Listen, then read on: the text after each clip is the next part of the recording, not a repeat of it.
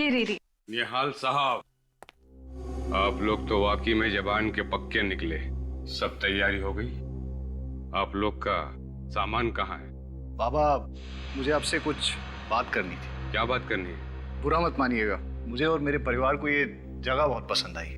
क्या हम यहाँ एक और दिन रह सकते हैं? नहीं नहीं, आप लोगों ने मुझे जुबान दी थी कि सुबह होते ही आप लोग चले जाएंगे, और आप लोगों को चले जाना चाहिए।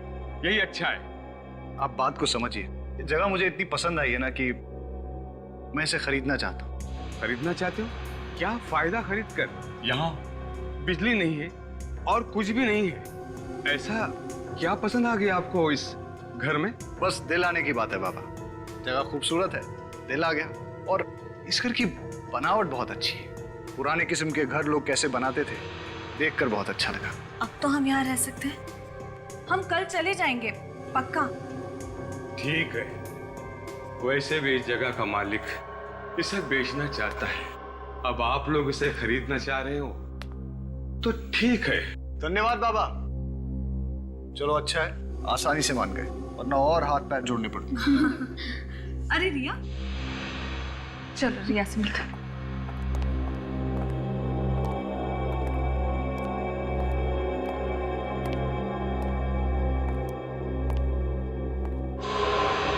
क्या हुआ रिया?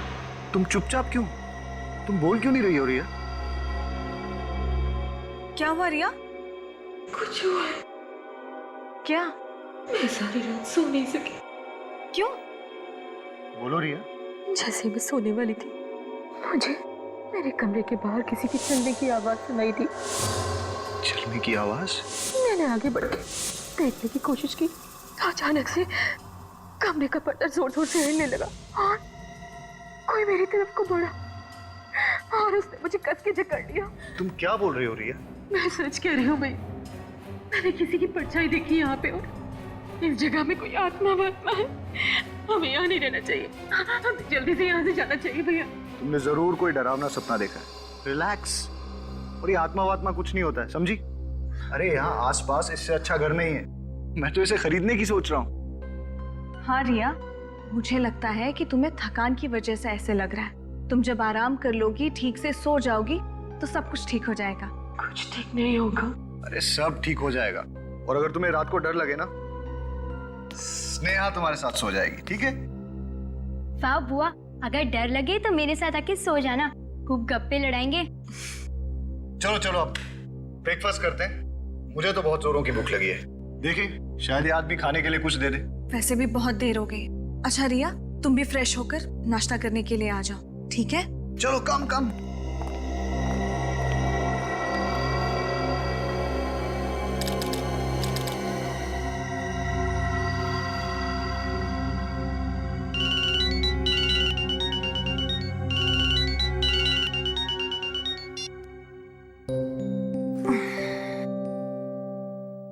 Good morning. Good morning. Good morning. चलो चल के स्नेहा और रिया को भी उठा ही लेते हैं। Good morning. Good morning. बेटा, आपको रात को तो अच्छे से नींद आई ना? मुझे तो जम के नींद आई। रात को जो सोई अभी आँख खुली। वो भी जब हमने जगाया तब। और इसे देखो कैसे कुंभकर्ण की नींद सो रही है। इसे तो पता भी नहीं है किसके रूम में कोई आया भी है। क्यों रिया? उठाओ इसे। रिया, 8 बज गया, हमें निकलना है यहाँ से। ये ऐसे नहीं उठेगी, इसके लिए लगता है ढोल वोल बजवाने पड़ेंगे। रिया, रिया, रिया, रिया, रिया उठो। निहाल, रिया कोई जवाब क्यों नहीं दे रही? मैं देखता हूँ। रिया, रिया, रिया उठो। पापा, बुआ को क्या हुआ? निहाल, क्या हुआ रिया को? रिया, निहाल क्या हुआ? निहाल क्या हुआ रिया को? इसकी मौत हो गई है। क्या अचानक कैसे हो गया? कल रात तक तो रिया ठीक थी, है ना? हाँ माँ, रात तक बुआ ठीक थी। निहाल, मुझे लगता है ये उसी आत्मा का काम है जिसके बारे में रिया हमसे बात कर रही थी। फिर वही बात, इस बंगले में कोई आत्मा वात्मा नहीं है। हो सकता है सर हार्ट अटैक आ गया हो या हार्ट अटैक? इतनी कम उम्र में हार्ट अटैक? मुझे लग रहा है मैं अभी सीआईडी को कॉल करता हूँ।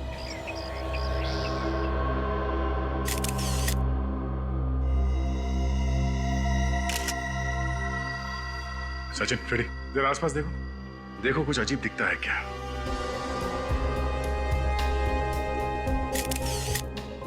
ये दरवाजा अंदर से बंद था?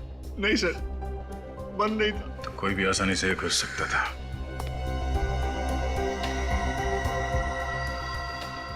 गले पे कोई निशान है? No sir. नाक से खून वगैरह? सर, रात को ठीक ठाक सोई थी, पर सुबह देखा तो मर गई। रात में बिल्कुल ठीक ठाक सोई और अचानक मौत हो गई। इस कमरे में कोई और भी सोया था? हाँ सर, मेरी बेटी स्नेहा भी थी साथ। स्नेहा, आपको मालूम है इनकी मौत कैसे हुई? नहीं सुबह जब मम्मी डैडी ने आके उठाया तब पता चला। कोई चीखने चिल्लाने की आवाज नहीं सुनी? ये तो बहुत ही गहरी नींद में सोती है। सर, मैं आपसे एक बात कहना चाहती हूँ। क्या? ऐसा लगता है कि यहाँ पे कोई आत्मा है। आत्मा? आपका कहने का मतलब है कि इसकी मौत आत्मा की वजह से हुई? जी, क्योंकि पहली रात तो ये अकेले ही दूसरे कमरे में थी और इसने हमें बताया था कि कोई था वहां पर। अगर इसका खून हुआ है तो किसी इंसान ने किया है। लेकिन सर, उसने कुछ आवाजें सुनी थी रात को, किसी के चलने की। तो आप लोगों ने पूछा नहीं कौन था वो? किसके चलने की आवाज सुनी थी? हमें लगा कि उसके दिमाग का वहम। नहीं, कुछ और ही चक्कर है। आप सब लोग यहीं पे रहते हैं? हम लोग तो सिर्फ 2 दिन से रुके हैं यहाँ पे। ये लोग यहाँ के देखभाल करते हैं। तो आप यहाँ के केयर टेकर हैं? जी साहब। तो आप लोगों को कुछ तो पता होगा ना? नहीं मालूम साहब, मैं तो इस बंगले के बाहर वाले कमरे में सोया था। मुझे क्या पता अंदर क्या हुआ। हाँ साहब, कल रात को इनकी तबीयत बहुत खराब थी, पूरी रात खांसते रहे और कमरे से बाहर भी नहीं गए। ये कमरे से बाहर नहीं गए, गहरी नींद में सोई हुई थी और बाकी किसी को कुछ मालूम नहीं। तो पता कैसे चलेगा कि इसकी मौत हुई कैसे? अच्छा, इन्हें किसी तरह की कोई बीमारी थी? कोई दिल की बीमारी वगैरह? ऐसी तो कोई बीमारी नहीं थी साहब। इन लोगों को यहाँ रखकर हमने बहुत बड़ी भूल की। हमें क्या पता था कि यहाँ ये सब होने वाला है। सर, हम तो छुट्टियां मनाने के लिए गोवा जा रहे थे। रास्ते में हमारी कार खराब हो गई और हमें यहाँ आना पड़ा। तो आप लोगों को इस जगह के बारे में पहले से मालूम था? नहीं सर, एक आदमी लेके आया था मैं। कौन था वो आदमी? पता नहीं कौन था वो। हमारी कार खराब हो गई थी, हम लोग रास्ते में खड़े थे तो वो वहां से गुजर रहा था। तो हमने उससे होटल के बारे में पूछा और उसने बताया कि आसपास कोई होटल नहीं है, पर एक बंगला है जहां हम रुक सकते हैं। वो हमें अपनी गाड़ी में यहाँ तक लेके आया। अच्छा, वो आदमी दिखने में कैसा था? उसकी उम्र कई 60 साल की होगी। उसने आंखों पे काला चश्मा पहन रखा था, एक शॉल ओढ़ रखी थी उसने। और हाँ सर, वो बोल रहा था कि उसे पास वाले गांव में कुछ काम है। तुम्हें उसकी गाड़ी का नंबर याद है? सर, वो एक पुरानी सी सफेद कलर की वैन थी और उसका नंबर था XOZ 45 A9094। अच्छा, तुम हमें उस जगह पे ले जाओ जहाँ पे तुम्हारी गाड़ी खराब हो गई थी। आसपास के गांव में जाके इस आदमी के बारे में पूछना होगा। ये निहाल ने बताया था कि वैन का मालिक, उसको इस गांव में कुछ काम था और उसकी बीवी नीता बता रही थी कि वो वैन जो थी वो सफ़ेद रंग की थी। हाँ सर, देखो इस गांव में कहीं वैन है क्या या उस वैन के बारे में कोई जानता है? सर, सफेद वैन। फ्रेडी, इस वैन की हालत को देख के ऐसा लगता है कि ये वैन ये सालों से यहाँ हिली ही नहीं है। आगे का एक टायर भी नहीं है। अगर ये वैन चल नहीं सकती है तो फिर निहाल और उसकी फैमिली इसमें बैठे कैसे थे? जरा देखो इस वैन से कुछ पता चलता है क्या?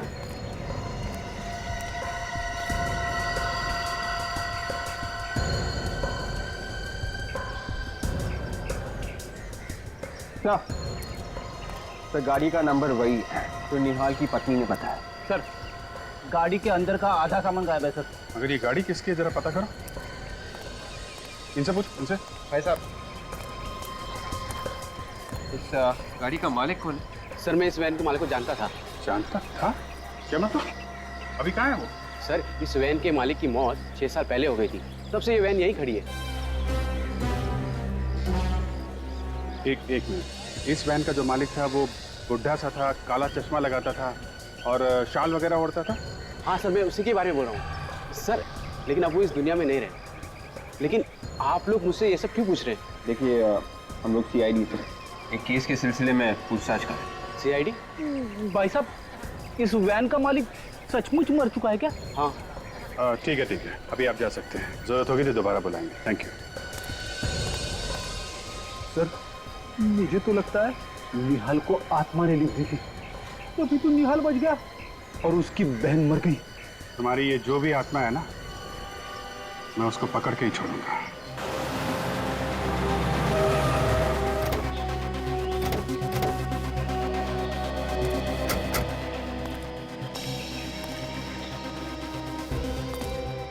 ये बताओ कि ऐसा हुआ क्या जो तुम्हारी कार अचानक रुक गई? पता नहीं, आज तक तो ऐसा कभी हुआ नहीं। मुझे तो यकीन नहीं हो रहा है कि मेरी गाड़ी रास्ते पे बंद पड़ सकती है ऐसे।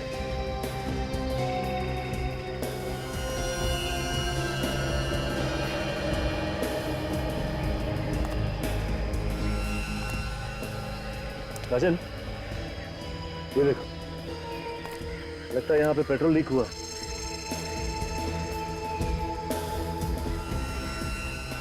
इतना सारा पेट्रोल अचानक कैसे गिर सकता है? लेकिन क्या है, कभी कभी चलती गाड़ी में भी पत्थर उछल कर लग जाता है। गाड़ी का टैंक फट जाता है या फिर ऑयल पाइप से लीकेज होने लगती है। देखते हैं इस केस में क्या हुआ।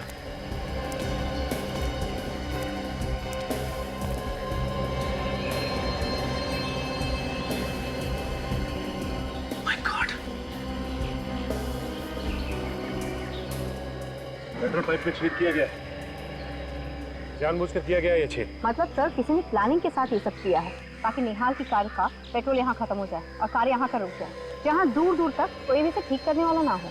मगर ऐसे छेद कौन करेगा? क्योंकि घर से चलने से पहले मैंने चेक किया था, सब ठीक ठाक था। लेकिन ये पेट्रोल पाइप में जिसने भी छेद किया है वो यहाँ आसपास ही किया है, दूर नहीं। क्योंकि अगर दूर छेद किया होता तो गाड़ी यहाँ तक पहुँचती नहीं। अच्छा ये बताओ कि आते समय रास्ते में तुम कहीं रुके थे क्या? हाँ, एक ढाबे पे रुके थे नाश्ता करने के लिए। ढाबे पे? इसका मतलब पेट्रोल पाइप में छेद किसी ने ढाबे पे ही किया होगा। एक काम कर, तुम ढाबा दिखाओ। तारिका खून का जो तरीका मेरी समझ में आ रहा है, उससे इसके शरीर पर उंगलियों के निशान आना मुश्किल है। तो फिर और कौन सा तरीका हो सकता है सारंग के? इस लड़की का रिया का नाक और मुंह दबाया गया है। मतलब इसका खून किया गया है? इसकी मौत दम घुटने की वजह से हुई? एग्जैक्टली। तो क्या इसके चेहरे पे कोई उंगलियों के निशान नहीं है? नहीं बॉस, उंगलियों के निशान इसलिए नहीं है क्योंकि इसका मुंह किसी और चीज से दबाया गया है। किसी और चीज से मतलब? तारिका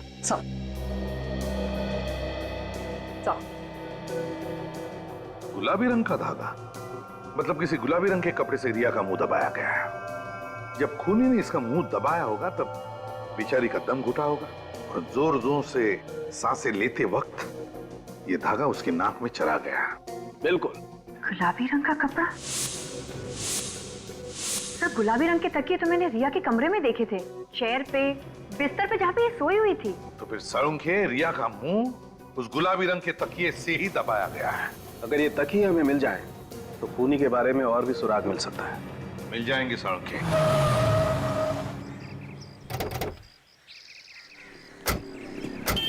यही वो ढाबा है जहाँ हमने नाश्ता किया था। और गाड़ी कहाँ खड़ी की? वहाँ पे।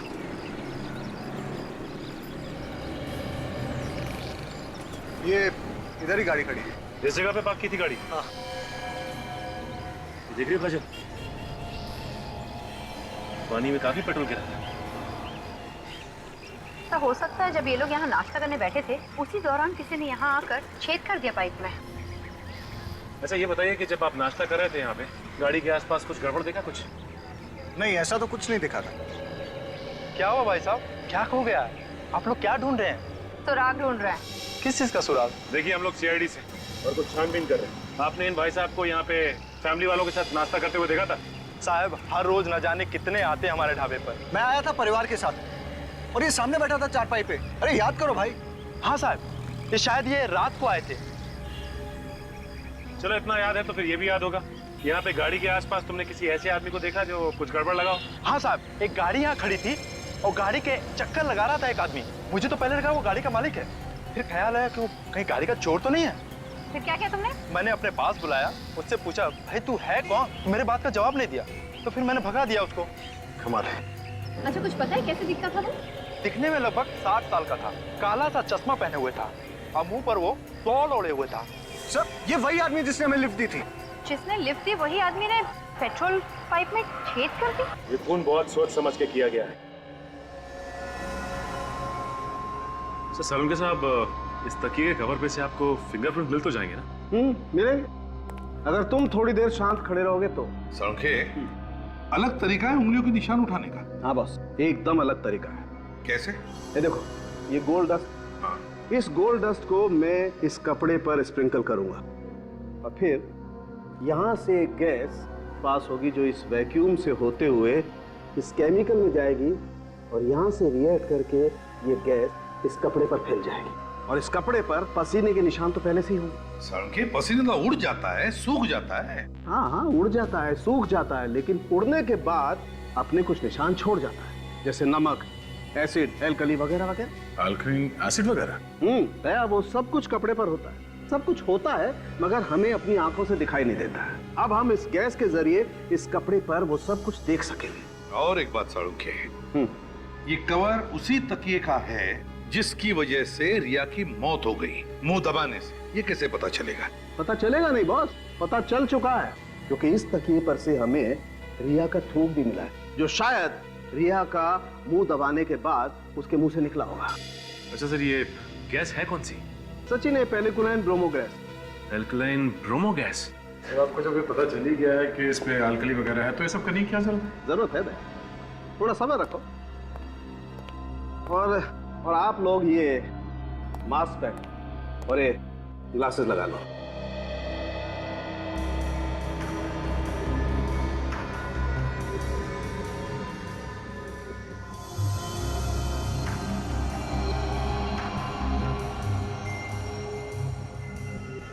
अब बॉस, मैं ये गैस इस कपड़े पर छोड़ता हूं।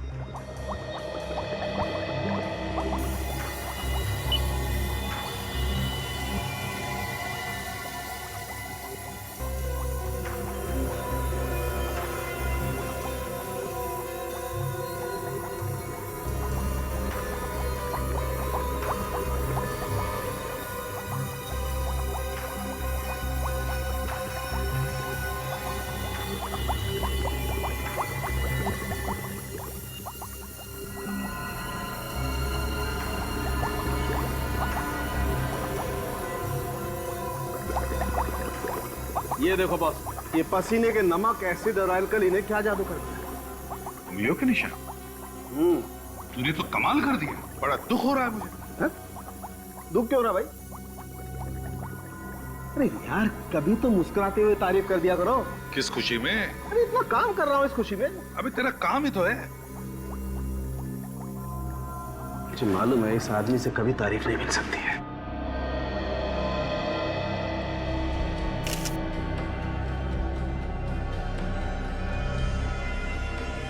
ये देखो बस, उस तकिए के कवर पर जो उंगलियों के निशान थे वो ये रहे। अब इन उंगलियों के निशानों को उन लोगों की उंगलियों के निशान के साथ मैच करके देखेंगे जो उस रात रिया के साथ उस बंगले में थे। सचिन सर, काजल को बोलो उन लोगों को लेकर आए। आइए। आपने हमें यहाँ क्यों बुलाया? खूनी का पता चल गया है क्या? नहीं, खूनी का पता नहीं चला है। आपकी उंगलियों के निशान लेने के लिए आपको यहाँ बुलाया। तो चलिए, अब सब लोग एक एक करके अपनी उंगलियों के निशान दीजिए। हमारी उंगलियों के निशान? जी हाँ। तो क्या खून हमने किया है? आप इनके निशान क्यों नहीं लेते, केयर टेकर्स के? क्यों? खून हमने थोड़ी किया है। देखिए, खून किसने किया है या नहीं, ये सर्टिफिकेट तो नहीं है तुम लोगों के पास। तो जब तक खूनी का पता नहीं चलता और जब तक हम तुम्हारी उंगलियों के निशान मैच करके नहीं देखते, तब तक तुम सब पर हमारा शक है। चलिए आइए, आप आइए पहले, चलिए। ये आप लोगों की बहुत गलत बात है। परिवार के लोगों पर ही शक कर रहे हैं आप। चलिए आइए, अपनी उंगलियों के निशान दीजिए। चलिए प्लीज।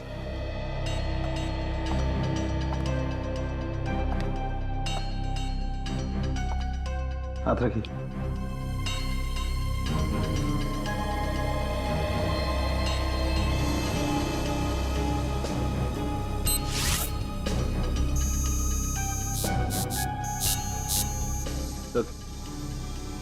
आप आइए प्लीज।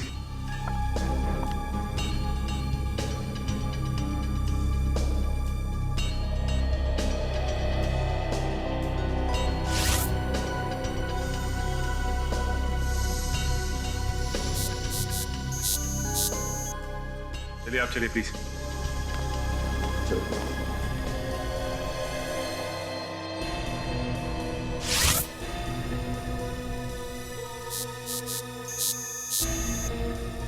जा।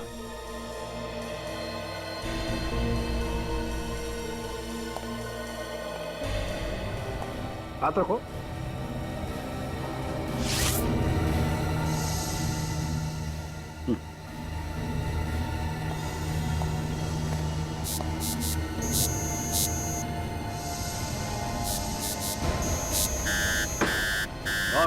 इस तकिए के कवर पर जो उंगलियों के निशान है वो इस निहाल की उंगलियों के निशान। रिया का खून तुमने किया। मैंने किसी का खून नहीं किया। मैं अपनी बहन का खून क्यों करूंगा? सबूत तुम्हारी आंखों के सामने है। ये उंगलियों के निशान वो भी तुम्हारे हैं। इसका एक ही मतलब है निहाल, अपनी बहन का खून तुमने ही किया। वाह, पहली बार ऐसा आदमी देखा जो अपनी बहन का खून करने के बाद कह रहा है कि मुझे कुछ मालूम नहीं। मैंने कभी सोचा भी नहीं था कि मेरी बहन के खून का इल्जाम मुझ पे लगेगा। बहन तो बहन होती है सर। यही तो हम भी कहना चाहते हैं कि ऐसी क्या जरूरत आ पड़ी जो तुमने अपनी बहन का खून कर दिया। उसके नाम पे कोई प्रॉपर्टी थी जो तुम हासिल करना चाहते थे? कोई प्रॉपर्टी नहीं सर, मेरा विश्वास कीजिए, मैंने अपनी बहन का खून नहीं किया। तुमने नहीं मारा?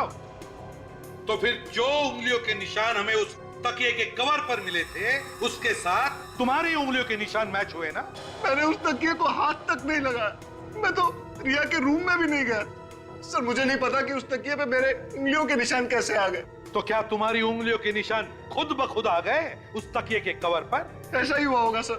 तो तुम ये कहना चाहते हो कि तुम्हें कोई फंसाने की कोशिश कर रहा है? हाँ सर, कोई मुझे फंसाने की कोशिश कर रहा है। कौन फंसाना चाहता है? वो बूढ़ा आदमी जिसने तुम लोगों को उस बंगले तक छोड़ा था, या फिर उस बंगले का केयरटेकर?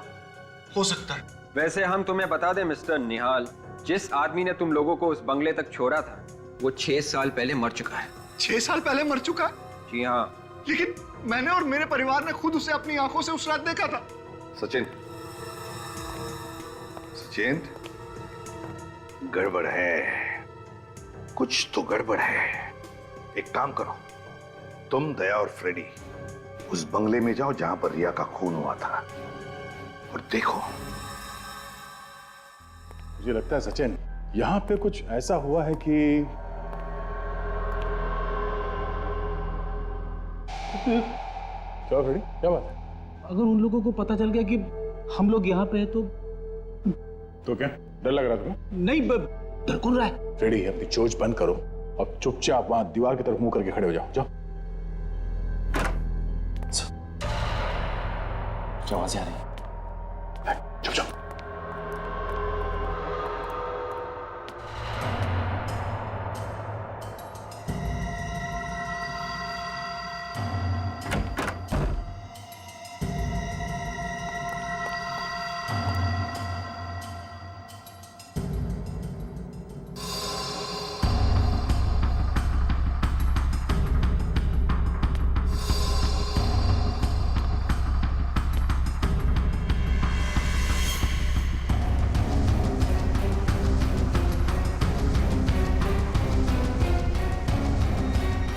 हो गया?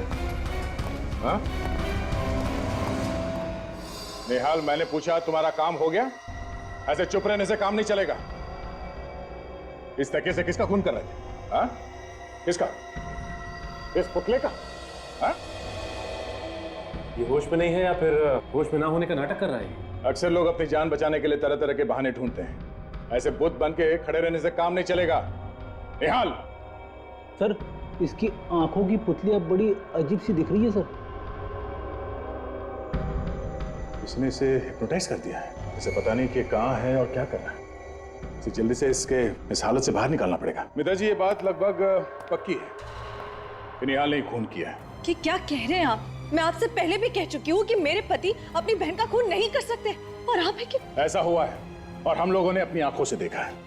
ये उस कमरे में गया जहाँ पे खून हुआ था और वहां जाके तकिए से खून करने की कोशिश की। क्या कह रहे हैं आप? देखिए, इन्हें हिप्नोटाइज किया गया है और ये काम इनसे कोई और करवा रहा है। हिप्नोटाइज? हाँ, हिप्नोटाइज। और ये सब प्लानिंग के साथ किया गया है। रास्ते में आपकी कार खराब अपने आप नहीं हो गई थी, किसी ने जानबूझकर खराब की थी और उसके बाद यहाँ रिया को यहाँ लाके इसका खून कर दिया गया। ऐसा नहीं हो सकता। कैसा हुआ है? किसने किया खून? अमित। हाँ, अमित। ये अमित कौन है? इससे पहले तो कभी नाम नहीं सुना इसका। अमित निहाल का दोस्त है। अमित निहाल का दोस्त है तो अमित ही क्यों? क्योंकि अमित को हिप्नोटिज्म आता है। अमित को हिप्नोटिज्म आता है? हाँ। ये अमित रहता कहाँ? अमित वो आए दिन संगनी थिएटर में हिप्नोटिज्म के शोज करता है। जरा फोन दीजिए please, give me your phone.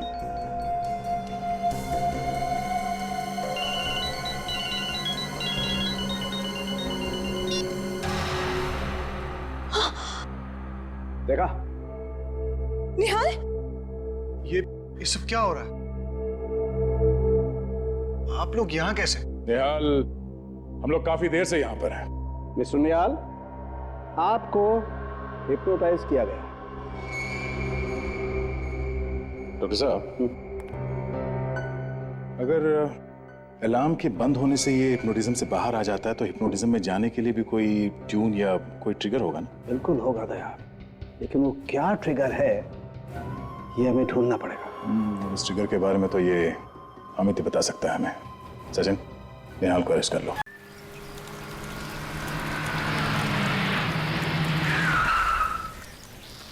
विवेक, ये वही संगनी थिएटर है ना जो निहाल की बीवी मीता ने बताया था?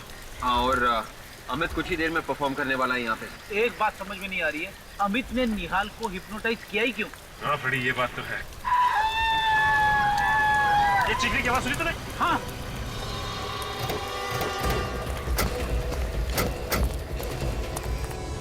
ये बस। फटी आप लोग प्लीज। प्लीज। My God. पीछे मार चुका है। लगता है खुद को गोली मारी।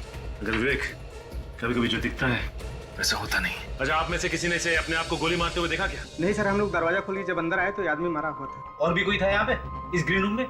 नहीं सर, यहाँ पे तो और कोई नहीं था। कोई ऐसे ही दरवाजा खुला छोड़ के आत्महत्या नहीं करेगा। हाँ विवेक, इसी सवाल का जवाब हमें भी ढूंढना है। अच्छा, इस गन को ध्यान से देखिए। इस पे साइलेंसर लगा हुआ है और ये देखिए इसका नंबर मिटाया गया है। किसने किया ये? नहीं सर, इसके बारे में पता नहीं है। ठीक है, देखिए वैसे पेपर।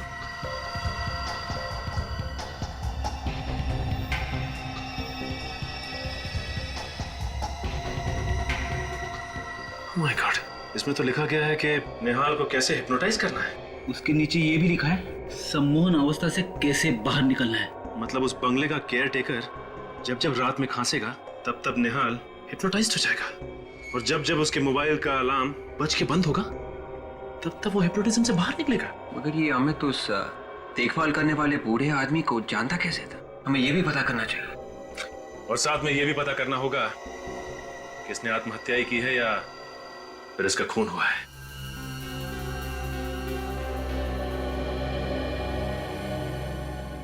सर, गन पे कहीं भी उंगलियों के निशान नहीं। नहीं सचिन, और इस गन का नंबर भी सैंड पेपर से घिस घिस के मिटा दिया गया है। हो सकता है साळुंखे खून करते वक्त खूनी ने ग्लव्स पहने होंगे और इसीलिए उस पर कोई उंगलियों के निशान नहीं। लेकिन बॉस, इस सब के बावजूद मुझे इस गन पर से पाउडर जैसा कुछ मिल गया है। वो क्या है सर? ये देखो, ये कुछ तंबाकू का चूरा जैसा लगता है बॉस। तंबाकू का चूरा? साळुंखे, मुझे लगता है ये सिगार का तंबाकू है। मतलब खूनी सिगार पीता है। बॉस, इसका पता लगाया जा सकता है। कैसे? मैं बताता हूँ। आओ बॉस, ये जो केमिकल है ना बॉस, इसमें अगर किसी चीज पर सिगरेट का धुआं भी लगा हो ना तो पकड़ में आ सकता है। अच्छा, तो फिर देखते हैं।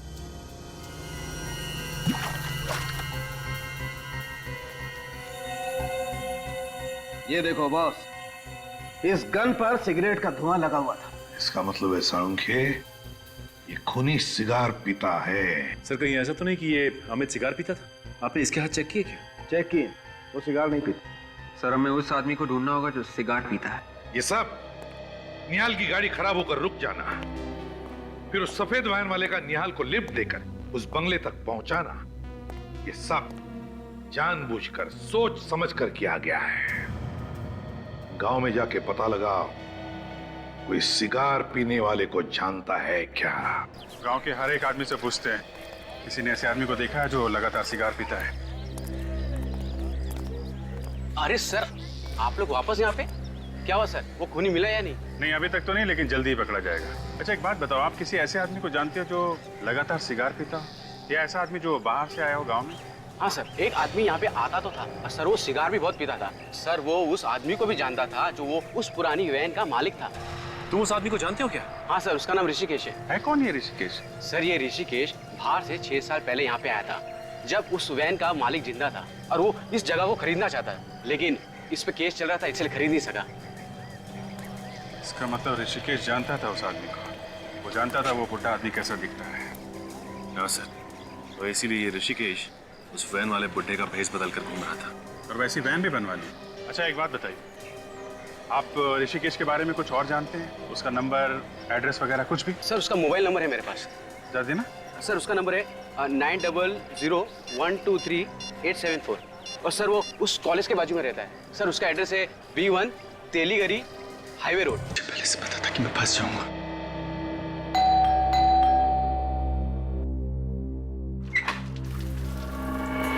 ऋषिकेश हो ना? हाँ, आप लोग? सब पता चल जाएगा। कौन है आप? ऐसे कैसे अंदर घुसते चले आए? क्या बदतमीजी है ये? ये बदतमीजी नहीं है। ये बताओ कि तुम्हारे साथ साथ और कौन मिला हुआ है इस साजिश में? साजिश? कौन सी साजिश? ये रिया और अमित की मौत की साजिश में। और किस साजिश में? अमित और रिया की मौत की साजिश? हाँ, और वो वैन कहाँ पे जो तुमने बनवाई है? वैन? कौन सी वैन की बात कर रहे हैं आप लोग? मेरे को समझा नहीं। तुम्हें सब पता है, नादान मत बनो तुम। बताओ कहाँ है?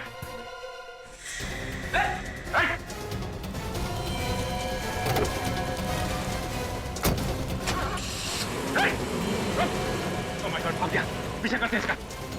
बेटे को भी बुला लो।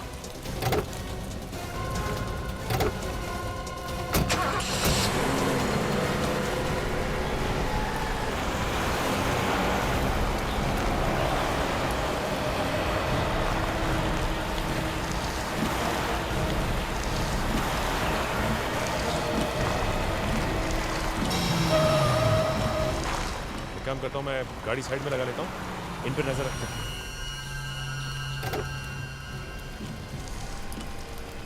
पीछा तो छूटा।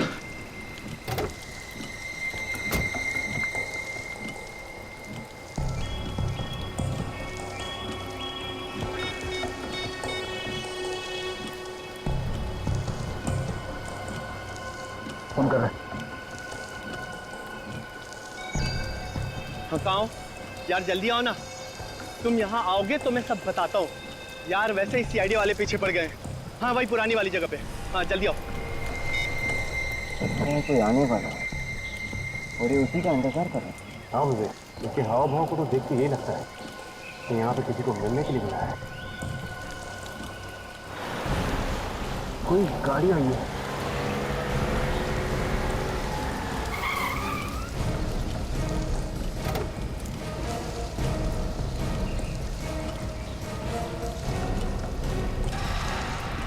ये तो निहाल की पत्नी नीता है। इस समय इतनी बारिश में तुमने मुझे यहाँ क्यों बुलाया? क्या इमरजेंसी है? इमरजेंसी? CID के लोग मेरे पीछे पड़े हुए और तुम इमरजेंसी की बात कर रही हो? ये यहाँ पे कैसे? चल के पूछते हैं। CID और हमें इस तरह एक साथ किसी ने यहाँ पे देख लिया ना तो लेने के देने पड़ जाएंगे। CID वाले आ गए।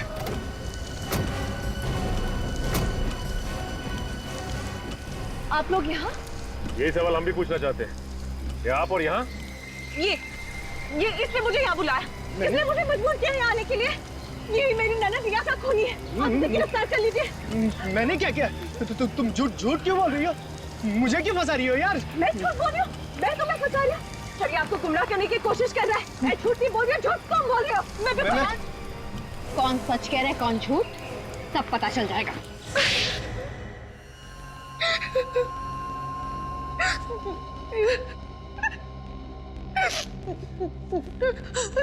बता क्यों मारा तुमने अमित और रिया को? निहाल को फंसाने के लिए। निहाल को फंसाने के लिए? तुमने अपने ही पति को फंसाया, लेकिन क्यों? मैं प्यार ऋषिकेश से करती थी, लेकिन मेरी शादी निहाल से हो गई। इसीलिए हम दोनों ने प्लान बनाया कि निहाल को खून के इल्जाम में फंसाकर उसको जेल भिजवा कर हम दोनों शादी कर लेंगे। और गोवा घूमने जाने का प्लान वो भी तुम्हारा ही था ना? हाँ, जब हम घूमने गए तो ढाबे पर कुछ खाने के लिए रुके और उसी समय मौका पाकर ऋषिकेश ने गाड़ी के पाइप में छेद कर दिया और गाड़ी बीच जंगल में रुक गई। मैं पीछे पीछे आ गया, फिर इन लोगों को लिफ्ट देने के बहाने उस पुराने बंगले में ले गया। और उसी बंगले में तुम आत्मा बन के रिया को डराने लगे ताकि लोगों को लगे कि वहां पे आत्मा है, उसी ने रिया का खून किया है। हाँ। और फिर अमित ने निहाल को हिप्नोटाइज किया, सम्मोहित किया और उसी के हाथों रिया का खून करवाया। हाँ। मगर तुम लोगों ने अमित को क्यों मारा? क्योंकि हमें डर था कि वो हमारा भांडा फोड़ देगा। तुम्हें शर्म नहीं आई ये सब करते हुए? कम से कम अपने बच्चों के बारे में तो सोचा होता। कभी कभी ज्यादा चालाकी भी लोगों को फंसा देती है, जैसे तुम दोनों को फंसा दिया। सबसे बड़ी गलतियां तो तुमने की ऋषिकेश। 6 साल पहले मरे हुए आदमी का फेस बनाकर आ गए। और दूसरी तुम्हारी सिगार की लत। भूल गए तुम कि smoking is injurious to health. सड़ते बैठना दोनों भी जेल में, फांसी का ऑर्डर आने तक।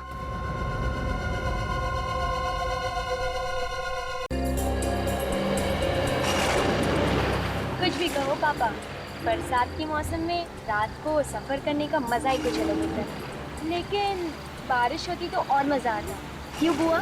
सही कह रही है स्नेहा। अच्छा हुआ कि हमने एक बाहर निकलने का प्लान बना लिया, वरना घर पे बैठ के टीवी देख रहे होते।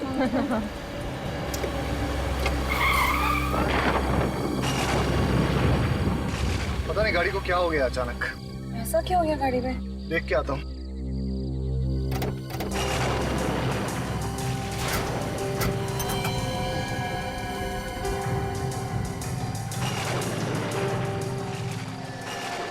क्या हुआ यार? कुछ समझ में नहीं आ रहा है, पता नहीं क्या हुआ है।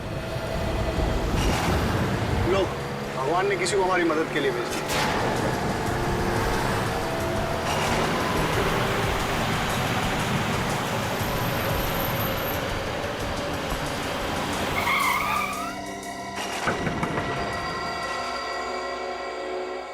भाई साहब, हम लोग बहुत परेशानी में हैं। हमारी कार खराब हो गई है। यहाँ आसपास कोई गैराज है क्या? गैराज? और यहाँ गैराज कहाँ से आएगा? कोई होटल वगैरह? यहाँ कोई होटल नहीं।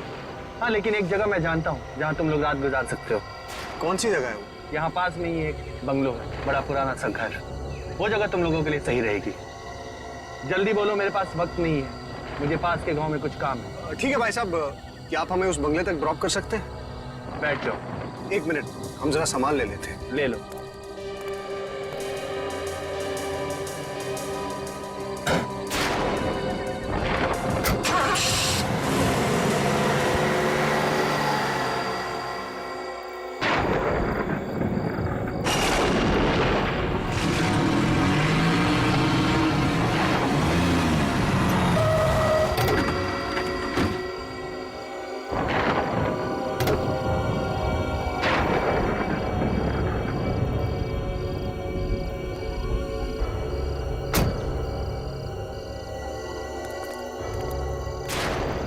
शुक्रिया बोल देता हूँ।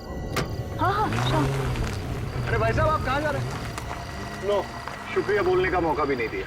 वैसे काफी परेशानी उठाई इन्होंने अपने लिए। नहीं, अच्छा हुआ इन्होंने हमें छोड़ दिया, वरना सारी रात जंगल में काटनी पड़ती। चलो अभी चलते हैं अंदर, देखिए कौन है अंदर। चलो। आराम से। ये है बंगला। पापा, मुझे तो ये घर बहुत अच्छा लगा। आपको कैसे लगा घर? अंदर देख लेते हैं, फिर बताता हूँ। वैसे अच्छा हुआ ये जगह मिल गई, नहीं तो पता नहीं क्या करते रात भर। हाँ, बहुत दिक्कत हो जाती। कौन है आप लोग? अचानक कैसे आ गए बिना बताए? हम लोग बहुत मुसीबत में हैं। क्या हम एक रात के लिए यहाँ रुक सकते हैं? ये कोई होटल नजर आ रहा है तुम्हें? हमें मना किया गया है, यहाँ किसी को रहने मत दो। सिर्फ एक रात की तो बात है, सुबह होते ही हम यहाँ से चले जाएंगे। नहीं नहीं, यहाँ कोई नहीं रह सकता।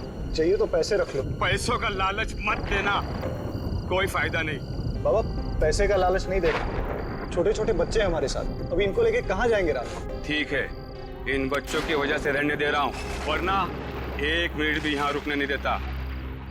वैसे ये कौन है आपके साथ? एक मैं हूँ, ये मेरी पत्नी है, ये मेरी बहन है और बच्चे हैं साथ में बस। ठीक है, आइए मेरे साथ। चलो आइए, अंदर आइए।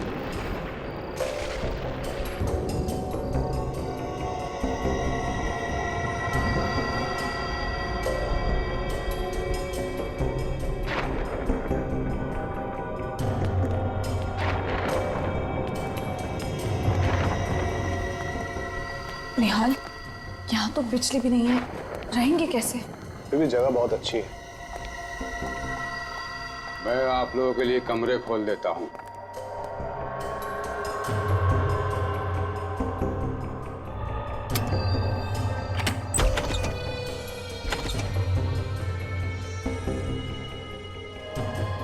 मैंने आप लोगों के लिए कमरे खोल दिए, उन्हीं में रह लो, लेकिन सिर्फ एक रात के लिए। हाँ बाबा, बस आज की रात, कल सुबह हम लोग चले जाएंगे। चले? चल चल चल।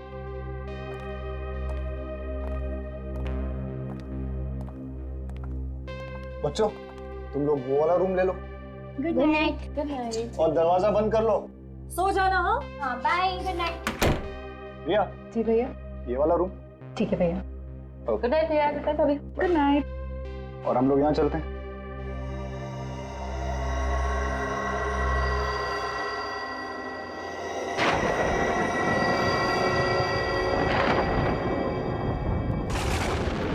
कितनी बदबू आ रही है इसमें से। गंदा भी पता नहीं कैसे इकट्ठे हो रहे हैं इसमें। कितने मच्छर है यहाँ पे। ये चलने की आवाज। कौन है वहां पे?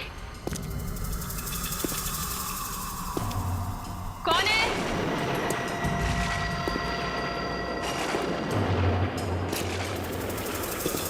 कौन चल रहा है यहाँ पे? कौन है? कौन है?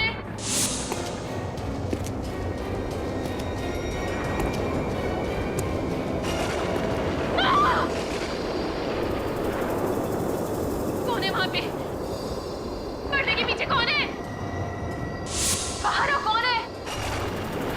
मैंने देख लिया, कौन है वहां पे? बाहर आओ, बाहर निकलो। क्या चाहिए तुमको?